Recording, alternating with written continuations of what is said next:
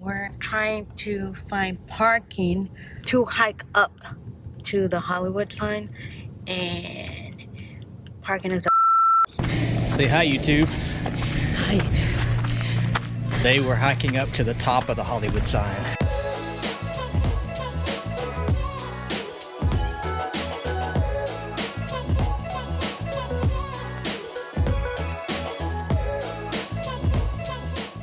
The Hollywood sign, formerly the Hollywood Land sign, is situated on Mount Lee in the Hollywood Hills area of the Santa Monica Mountains.